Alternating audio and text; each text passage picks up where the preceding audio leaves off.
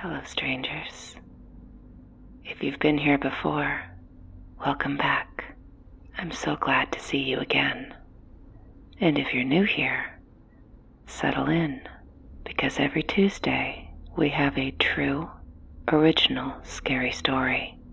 And today's story is number 97. Out of how many? Who knows? It wasn't until the phone calls and texts that I found the reason behind that uneasy, something bad's going to happen premonition. I'm a guy, and when this all happened, I was 24. A few months prior, I had gone with a couple of friends to a tattoo convention. It was held in Vegas, which was a few hours west of where we lived. This meant we had to call off work shifts and arrange a hotel. I was looking forward to it. After high school, the realization that the real world doesn't have set-aside weeks or months for spring break or summer vacation was a real buzzkill. This would be the first time I'd get away from work in 2 years. I was going with 3 friends, Yunju and Luke, who were a couple, and Brady, who kept me from third-wheeling Yunju and Luke. Of the 4 of us, Brady was the most heavily tattooed, but we each had at least 2, so everyone had a reason to go to the convention and would have fun there. We packed up Yunju's Subaru with enough stuff to last us a few days and set off.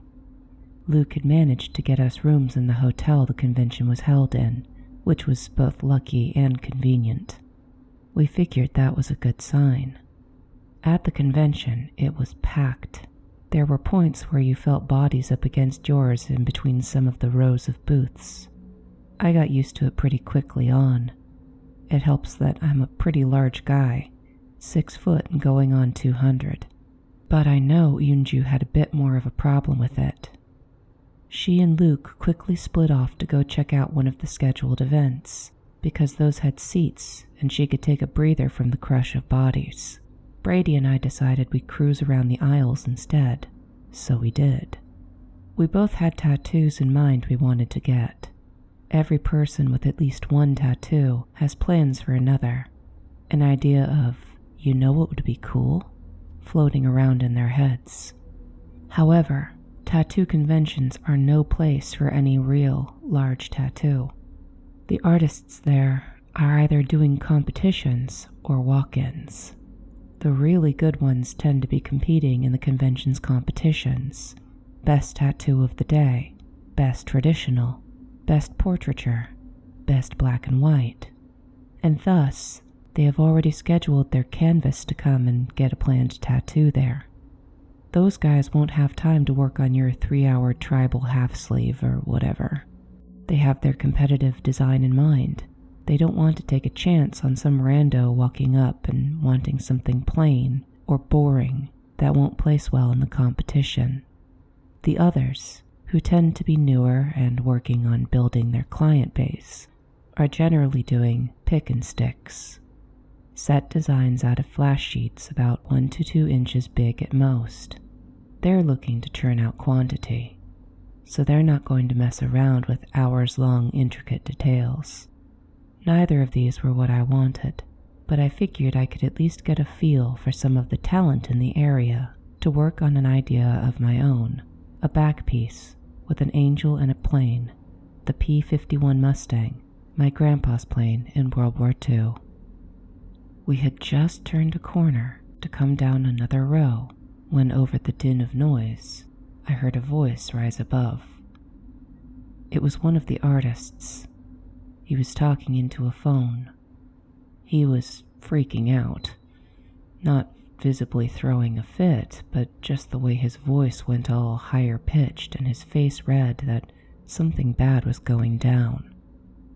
He was saying something like, "Man, you can't bail on me like this. You know I need you here." I guess whoever was on the other end wasn't showing any sort of concern, because that panic went to resentment real quick. The artist replied, "Fine, whatever," and hung up. He then looked up and we made eye contact. I sort of smiled at him, feeling guilty for having eavesdropped even though I didn't mean to. He shook his head and shrugged at me. I don't suppose you have something you need covered up? Now, some people are lucky enough to have planned out all of their tattoos. They're lucky enough to have had money enough to get them done right, and subsequently, they love every one of their tattoos. These people certainly didn't, as a 16-year-old, decide letting a friend practice on them for free would be a good idea. I'm not some people. I had on longer shorts, but my thigh was, in fact, adorned with a tattoo that I absolutely planned to get covered up, if I could. The guy really went ham with the black, making what I think was supposed to be a liger, or a tiger with a cartoonishly large head. It was meant to be roaring, but it looked more like it was sneezing. It was real bad, and I kept it covered up, out of fear that the best an artist could do would be to either do a full blackout band around my thigh, or the classic 8-ball with a top hat black on black blob. I'd never had the guts to approach anyone. I laughed and lifted the leg of my shorts, telling him, well, yeah, but I don't think. But the artist's eyes lit up like LEDs. What? No, that's perfect. Really? You got like... And here he stepped closer, looking at my loppy tiger, sucked his teeth. Can you sit for 5 hours? I looked at Brady, who was already agreeing on my behalf. Oh, hell yeah, we're here all weekend. The guy looked back at me. He was a rough-looking guy, scrawny in the way you get from skipping meals and running on willpower, is how I read him. I felt this pang of sympathy for how desperate he seemed. So I said again, sure, man, I can sit that long. I had no idea what he planned to do, and I had a feeling by saying yes, I was agreeing to whatever he decided. But hey, if it was for a competition, surely he'd have to skip doing a full blackout. There are worse things than an 8-ball, I figured. He brought me into his booth and asked if I could strip down to boxers. That felt weird to do in front of 500 looky-loos, but I'd already agreed. I stripped off my shorts, and he got down to assess the situation on my thigh. He looked back up at me and asked one question. You good with fish? That surprised me, and I got excited. I told him whatever he needed to do to put down the sad animal on my thigh that wasn't just censoring it out with a rectangle would work. He smiled, looking suddenly younger. Stress ages the crap out of people, even momentarily, I guess. He laid me out on this dentist chair-looking platform on my side, facing out to the walkway by the aisle, and sprayed soap and water solution on my leg before shaving the skin and getting a stencil out of his kit. He took a before picture, then laid the stencil. It fit, almost perfectly. Somehow, the worst of the liger tiger's scrunched face was covered by the body of a koi fish. He started talking to me about it, telling me he'd had a customer of his lined up to come in for this cover-up design, also designed as a thigh cover-up.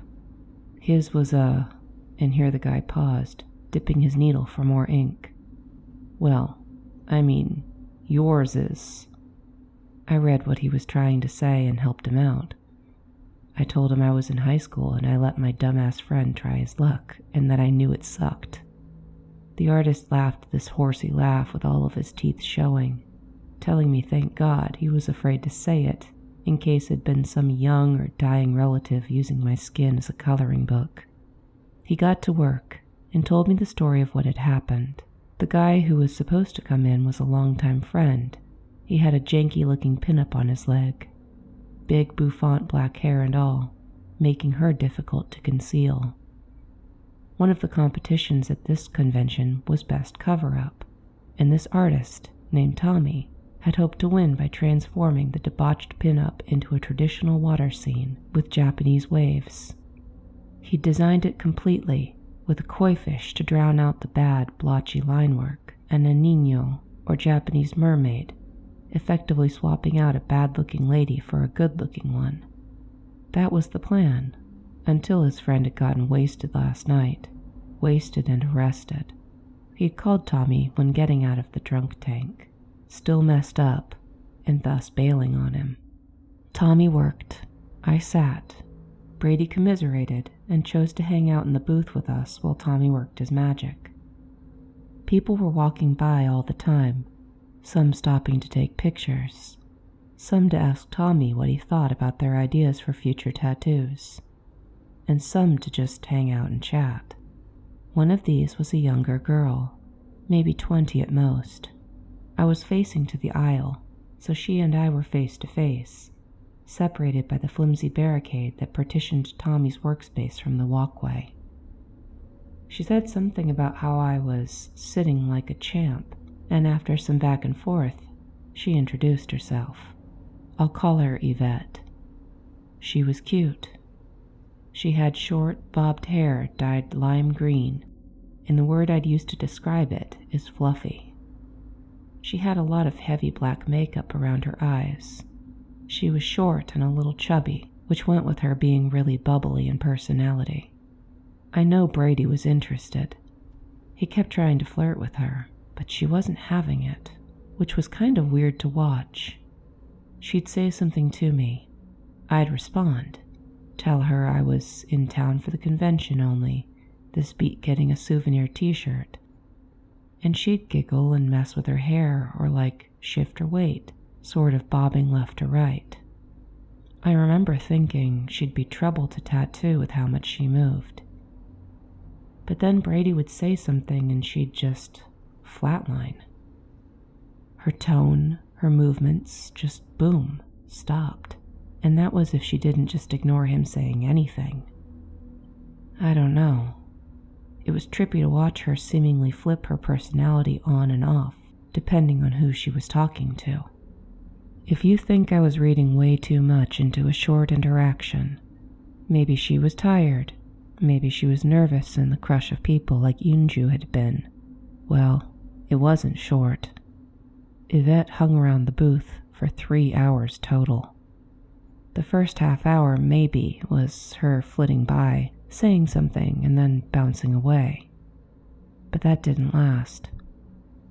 I didn't know this girl, and while at first her interest was like one of those meet cutes from a movie, there's a reason they cut away to different scenes in those movies.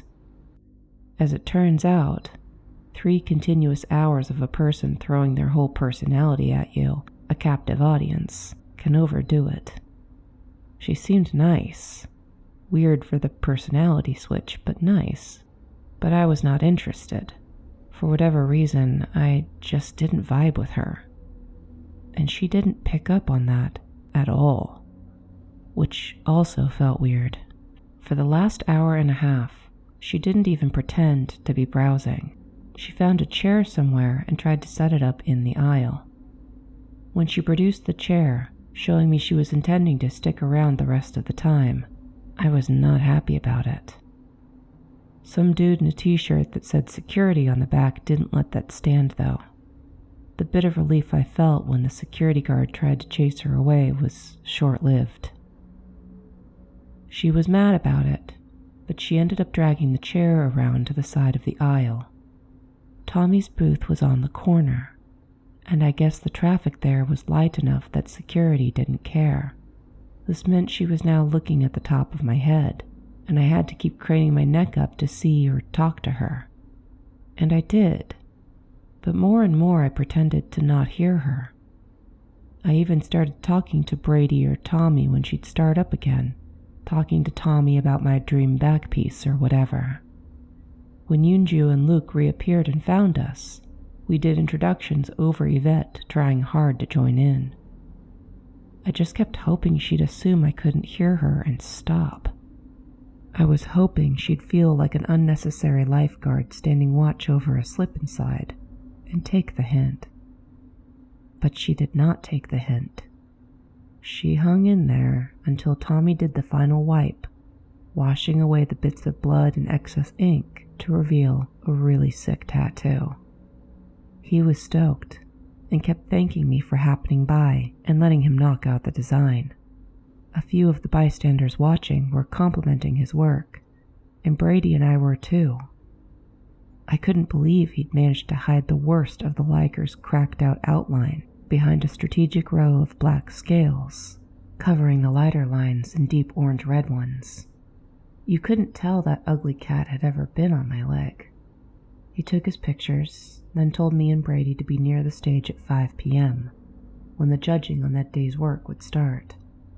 We agreed and left to go grab food. We had almost made it outside to the row of food trucks before Unju tugged on my sleeve, asking me, "Friend of yours?" I looked back, and about 10 feet behind us, Yvette was trailing us. I looked at Brady, trying to telepathically talk to him, saying, "Really? Still? Make it stop." But Brady is a hopeless romantic, and he took my look as a shoot your shot, she's right there. And he did, inadvertently inviting her to join us. She promptly did, and promptly went back to ignoring Brady entirely, hanging on anything said to me or by me. I wanted to bail badly, but I'd made a promise to Tommy, remembering his face going from old and desperate to youthful and excited, and recalling that he was absolutely down to put my grandpa's plane on my back. I just couldn't do it to him. Like sitting through a particularly tough tattoo, I just gritted my teeth and bore it. 5 p.m. came, and we were back at the convention. I was waiting behind the stage, thankfully without Yvette. The same security guard shooed her away when we were lining up to organize into our judging groups. Tommy was nervous, but he shouldn't have been. The before and after, and how brutally wolf ugly the before had been, clinched it. He won first place, winning a spot in some magazine and a $5,000 prize. And man, I was stoked. For him and for me. Imagine trading a tattoo so bad you're ashamed to show it off for a literal prize-winning piece. All for it to turn to ash in my mouth when I came off stage, and there, mingling near my friends, is Yvette. And she's trying to talk over my friends, cooing over the tattoo, just doing too much. Sweet victory completely soured. I tell my friends I just want to go to bed. I played it off like I was tired from the tattooing, and probably some of me was, but I was thinking that I just needed to get away from Yvette. She seemed friendly and nice, but I just had a feeling that something was wrong with her. Brady said he'd come too, and the others told us they were going to go for a drink in the hotel bar. Of course Yvette joined me and Brady in the elevator, because of course she's telling me, not us, Brady is now sulking and she's fully ignoring his existence, that she too has a room in this hotel. I start to push our floor button, then decide to hit the one above it. What do you know? The button I pressed is the same floor Yvette's room is on, she tells us. How convenient. Brady didn't notice. He was busy trying to take a selfie getting the poster in the elevator into the background. It was some burlesque lady, pasties barely covering her up. The man was preoccupied. When we got to the 11th floor and she was tailing right behind us, Brady started to look around, and I knew he was going to say something about, "Hey man, this isn't our floor," ruining everything.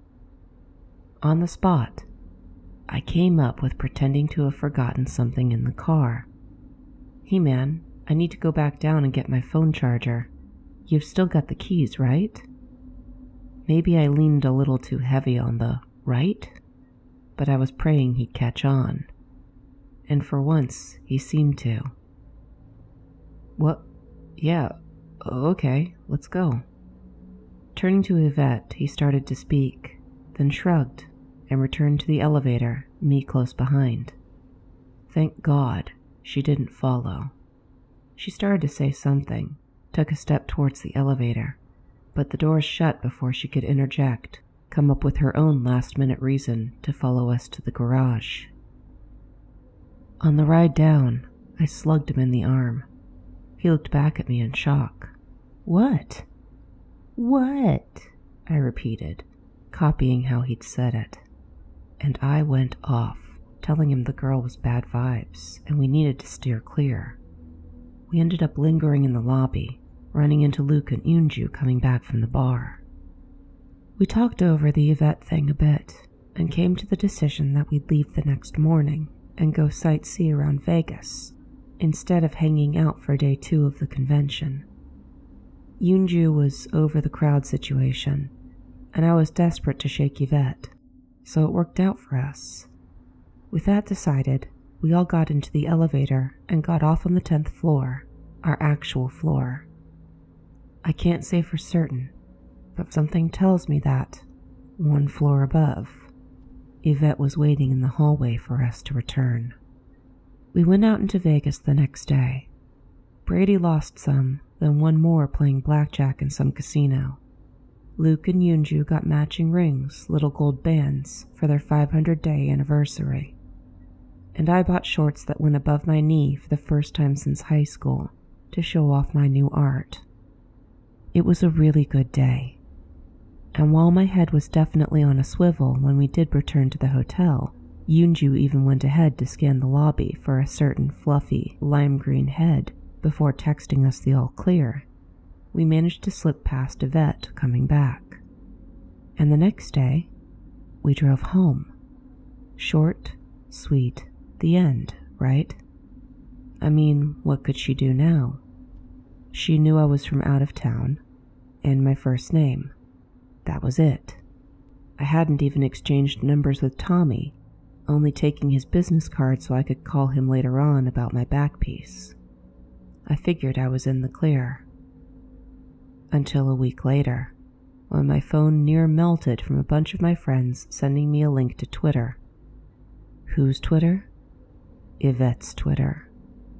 She hadn't just been talking at me for the 3 hours. She'd taken some pictures of me. And those pictures she'd posted on her Twitter with my first name and the following tweets. "Twitter, I need your help. So I met this guy at a convention in Vegas, and it was love at first sight. Holding your hand, telling you my secrets and having you tell yours was so easy, like love is meant to be. I know your grandpa would be proud of you and would love the tattoo you're getting for his memory, Hunter. But you left without trading numbers, and now all I have is your memory." What the hell was she talking about? I scrolled down to the 3rd and final tweet. "That kiss we shared in the elevator, how you held me, and what we shared in my room after. I was so taken I didn't even catch your last name, my future last name. Twitter, please help me find my soulmate." Each of these was punctuated with a picture of me. My stomach actually churned at her words. Soulmates? Her future last name. We hadn't held hands, and I sure as hell didn't tell her about my back piece. She totally just eavesdropped on me talking to Tommy about it. And a tattoo for my grandpa's memory? Well, weird, he's still alive, by the way, but thanks for assuming my pops is dead. She completely made everything up, but she managed just enough detail. Stuff my real friends would know. The tattoo, the convention we'd been to, pictures of me, making her story sound true, sweet, and like we were both feeling it. She was twisting things to lure one of my friends into giving her a way to contact me, follow me further. And if she found my socials, who knows how long I'd have to deal with her.